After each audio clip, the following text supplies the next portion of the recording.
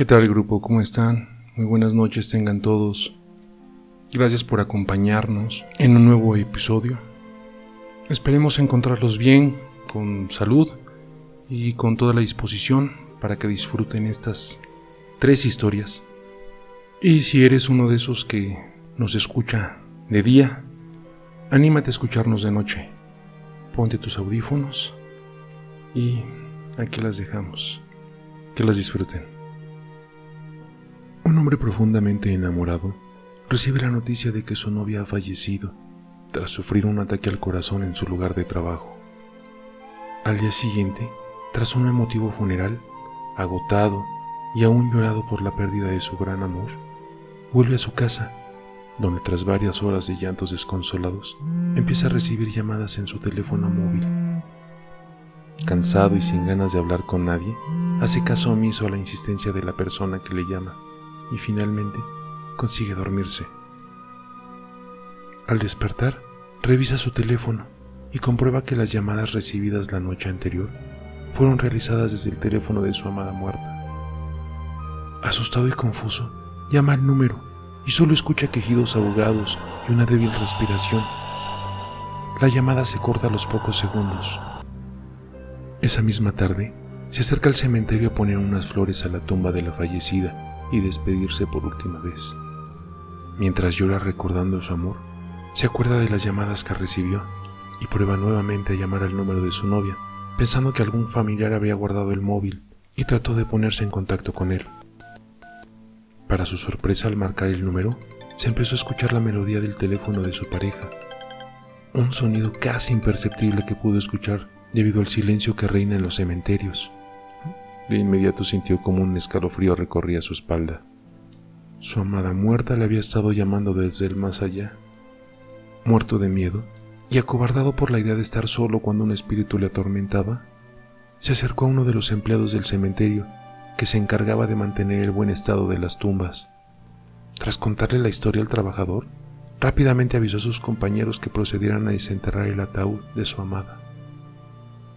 Lo que encontraron les heló el corazón. La mujer tenía las uñas totalmente destrozadas y todo el ataúd estaba manchado de sangre, ya que se le habían desprendido de los dedos al tratar de arañar el sarcófago donde se encontraba encerrada. Al parecer, había fallecido hacía pocas horas al acabarse el aire que había en el espacio encerrado. Un análisis forense determinó que había sido enterrada con vida, al confundirse un ataque de catalepsia con un infarto que le había causado la muerte.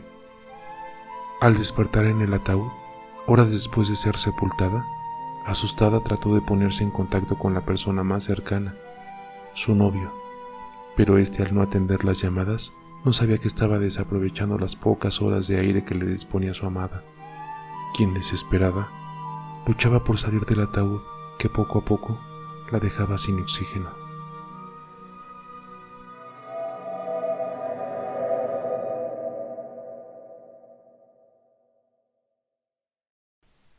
Dicen que hace muchos años, en un pueblo llamado Carmona, en un colegio llamado San Blas, pasó algo horrible.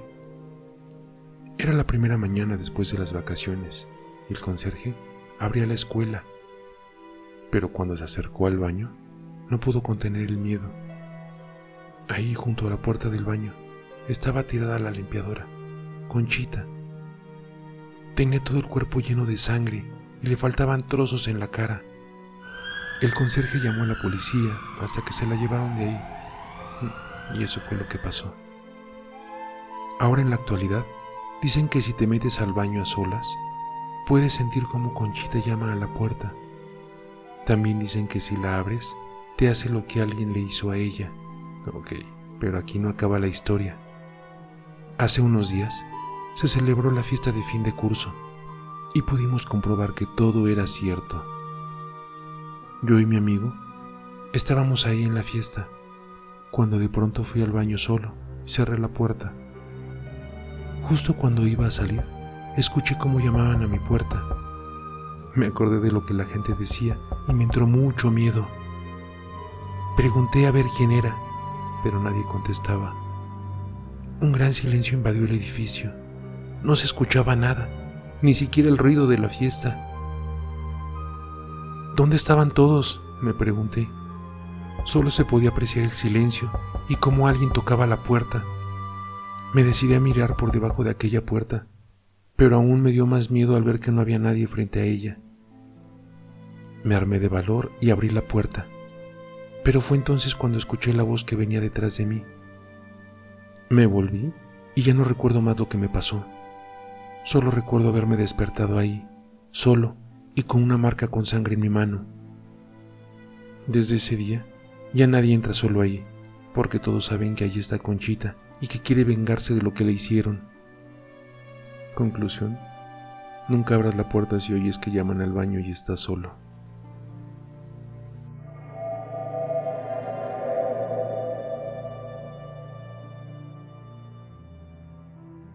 Grupo, si llegaste hasta aquí, gracias, en verdad muchísimas gracias por apoyarnos, por apoyar este proyecto. Y recuerden que la mejor manera de podernos apoyar es compartirlo. Y recuerden que si no están suscritos, por favor suscríbanse, denle manita arriba, la campanita, así les llegarán todos nuestros relatos. Déjenos algún comentario. Y bueno, este último relato nos hizo el favor de mandárnoslo un gran amigo, Oscar Osurán. Él es de Córdoba, Argentina. Le mando un fuerte abrazo amigo. Y bueno, aquí se los dejo, que lo disfruten. Es de noche y hace bastante frío en las altas cumbres de Córdoba. Las rutas de accesos están bloqueados por la espesa niebla que no deja ver nada. La cubre con su espesura blanca algodonada, y el vapor de tu exhalación se mezcla con la neblina en un solo ser. En un paraje alejado, donde el diablo perdió el poncho, dirían en estos lados, 4 amigos hacen una buena fogata, allá afuerita de la cabaña en donde están. Aunque está gélido y parece una locura, ellos no quieren perderse la oportunidad de hacerse una carnecita a la estaca y disfrutar de un buen fernet con coca, algo muy especial y particular en Córdoba. Todo es algarabía y alcohol, y mientras parecen festejar algo, no pueden parar de repetir que la noche trae suerte. Mientras uno de ellos disfruta de su bien helado fernet, puede ver a lo lejos entre la espuma de su bebida que un caminante viene a paso seguro. Su andar parece cortar como un cuchillo el frío con cada paso, o este se abrirá como las aguas de Moisés para él, como si tuviera miedo de tocarlo. ¡Ey! Oiga, amigo, debe de estar muerto de frío. Venga y arrímese al fogón. Aquí hay lugar para uno más, dijo uno de los amigos. Lo invitamos a pasarla bien con nosotros. Venga y siéntese. ¡Qué suerte tiene, amigo! El hombre les agradece y procede a tomar asiento y fernet con las tan amables personas que acaba de conocer. Gracias por la invitación. No es mi intención molestarlos. Solo estoy de paso. Vengo caminando desde hace un buen trecho y esta parada me ayudará a estar seguro, descansar solo un poquito. El caminante no parecía para nada sufrir las bajas temperaturas y tampoco se notaba cansado. A los amigos les resultaba raro, pero así y todo, siguieron con su noche de suerte y festejo. Mire qué suerte tiene, ¿eh? Venir caminando, medio congelado, y encontrarnos a nosotros acá. Es usted realmente afortunado, mi amigo. Aquí tiene todo lo que se necesita para pasarla bien en esta noche tan friolenta.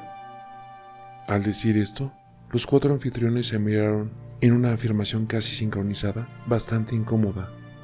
¡Qué suerte tiene usted, mi compa! Luego de esto, mientras se bajaba de un solo sorbo el enorme vaso de fernet, el visitante apoyó con firmeza esa cosa de lata en la mesa y se dirigió a los presentes.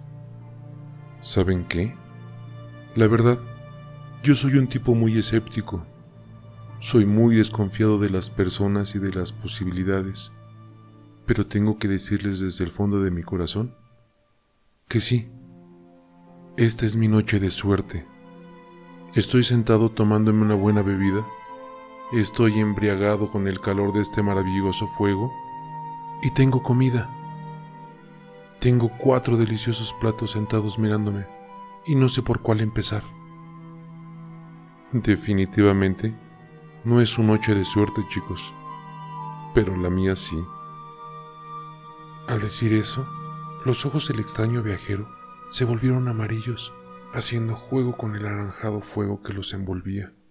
Sus manos se hincharon y deformaron, mientras unas garras afiladas seguían de ellas. Su cara se rompió, se deformó y su mandíbula se dislocó y quebró. Un casi orgásmico grito acompañaba ese brutal cambio. Se levantó y era del doble del tamaño. Era como si se hubiese tragado toda la oscuridad que lo rodeaba para volverse esa cosa imponente que era ahora. Uno de los hombres le disparó varias veces. Le disparó a la cara, llevándose un ojo con esas acertadas balas. Pero casi al instante, ese ojo reapareció, mágicamente. Hace mucho que no me disparaban, ¿sabes? Me han quemado, ahorcado y hasta ahogado, pero siempre encuentro la maldita manera de volver. Ese ojo dolió.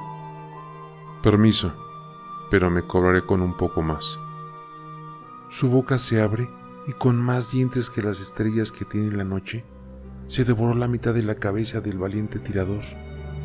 Este se sacudía de manera incontrolable. A los demás no les fue nada bien. No podían moverse. No sé si era por el frío o por el miedo. Definitivamente no era su noche. Para nada. El oscuro visitante los hizo suyos, uno a uno. Jugó con ellos, los amputó, los desgarró y los abrió de arriba abajo, mientras sus cálidas tripas caían y hacían contraste con la congelada tierra. Su sangre sació esa rabiosa sed que venía aguantando desde hace kilómetros. Las entrañas, que decoraban sus afiladas e interminables garras, se convertían en un sabroso souvenir nocturno. Las decoraban como guirnaldas a un árbol de Navidad. Los convirtió en una perfecta sinfonía de sangre, vísceras y huesos rotos. Los devoró sin piedad. Sí que los disfrutó. Hasta que solo quedó uno, o mejor dicho, partes de solo uno, quien le preguntó quién era y que por qué hacía eso. A lo que el oscuro devorador le dice: primero, no te hagas la víctima. Les vengo siguiendo el rastro desde kilómetros. Ustedes son ladrones y asesinos. Desde acá puedo oler a los cadáveres de los dueños de esa cabaña, que por cierto, ustedes asaltaron. Huelo la sangre seca de 3 días en el cuchillo de tu compañero, que por cierto, estaba muy sabroso. Ustedes atacaron la casa de los Pérez, quemaron y robaron todo. Asesinaron a todos. Una cosa como yo no puede jamás tener amigos, pero podría decirse que alcanzamos cierto grado de redención, siendo buenos muy de vez en cuando. Ustedes son malos, y yo soy más malo. La maldad contra la maldad tiene un irresistible y particular encanto, pero yo soy así. ¿Qué te puedo decir? Sí, ¿pero qué eres?, preguntó el agonizante atacado mientras se esforzaba por no morir. ¿Yo? Yo soy una fuerza imparable de la naturaleza. Soy el que se comió tus piernas y tus brazos con gran placer, debo de decirlo, ¿eh? Soy el que devora a los culpables y malditos como yo, bajo la desnuda luz de la luna. Como ya te dije hoy más temprano, esta no es tu noche de suerte, amigo. Diciendo esto, el devorador nocturno abrió su garganta y su pecho con 2 garrazos. Su sangre caliente bañó su oscura y peluda cara como regocijante bautizo, y su rojo y palpitante corazón se convirtió en el mejor postre. Luego de esto, descansó junto al calor de la fogata. Trataba de recordar las 1000 maneras en que trataron de matarlo y las 2000 maneras en que trató de terminar con esta maldición. que ya nada fue igual desde que salió de aquel viejo y maldito cementerio. Pero bueno, esa es otra historia. Hoy había hecho ya una buena noche. Esta era una buena suerte nocturna y había que aprovecharla.